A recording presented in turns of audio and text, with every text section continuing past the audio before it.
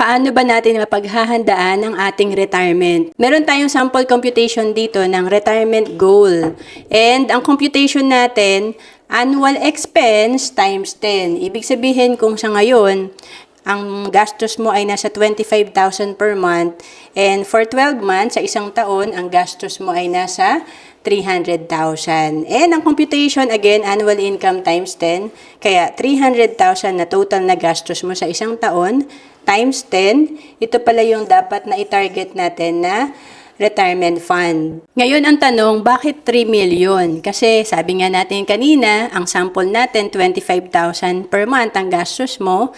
Sa isang taon, ito ay nasa 300,000. So assuming ikaw ay nasa retirement mo na, and kung nag-stop ka magtrabaho at the age of 60, nabuhay ka pa up to 70 years old, at least meron kang panggasto sa 10 years na nasa retirement ka. Kasi kung 300,000 ang gastos mo kada taon times 10 years, sa senior years mo, kailangan mo pala ng 3 million na panggastos or fund. At dito makikita natin na after retirement, makakasurvive po tayo for the next 10 years. And mas maganda kung yung 3 million naman natin, itong ibang sample natin, yung naipon natin na 3 million retirement fund, i-invest natin na halimbawa kumikita on the average ng 10% per year, meron tayong passive income na 300,000. Ito yung kinikita ng pera natin na sasagot dun sa mga needs natin kada taon na 300,000.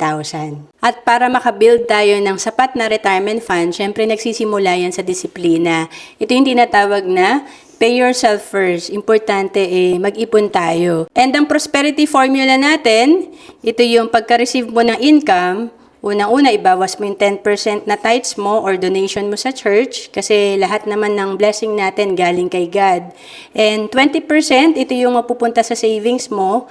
Dapat ay naitatabi mo ang portion ng 20% ng iyong income para sa iyong ipon. And yung natitirang 70%, ito yung pagkakasyahin natin sa expenses natin at lifestyle. May sample tayo dito na para ma-hit natin yung 3 million na target retirement fund natin, kung ikaw ay nakakapag-ipon ng 3,000 per month at nagawa mo to sa loob ng 20 years, pwede mong ma-hit yung 3 million mo na target fund. And paano pa pag mas malaki yung ating kayang ipunin, syempre mas mabilis nating maiipon yung 3 million.